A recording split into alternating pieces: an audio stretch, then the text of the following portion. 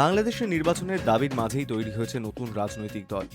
শেখ হাসিনাকে ক্ষমতাচ্যুত করা বৈষম্য বিরোধী ছাত্র আন্দোলনের নেতৃত্ব এবার সক্রিয় রাজনীতিতে আসতে চলেছে। আগামী শুক্রবার নতুন দলটির সূচনা হবে। অপর সামাজিক মঞ্চ জাতীয় নাগরিক কমিটির সঙ্গে মিলিতভাবে এই রাজনৈতিক দল গঠন করেছে তারা।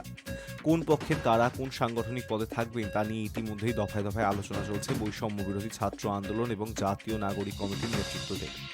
তবে নতুন দলের নাম কি হবে, কারা কোন দায়িত্বে থাকবেন তা এখনও স্পষ্ট নয়। জাতীয় নাগরিক কমিটির মুখ্য সংগঠক সার্জিস আলমের বক্তব্য, নতুন বাংলাদেশ সম্পর্কে মানুষের যে কল্পনা, বাংলাদেশকে সেই জায়গায় নিয়ে যাওয়ার একটা দীর্ঘ লড়াইয়ের বিষয়।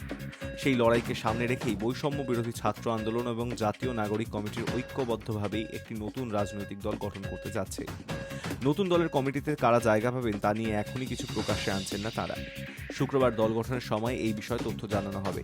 তবে বাংলাদেশের সংবাদ মাধ্যম প্রথম আলো অনুসারে নতুন দলের আহ্বায়ক হতে পারেন নাহিদ ইসলাম।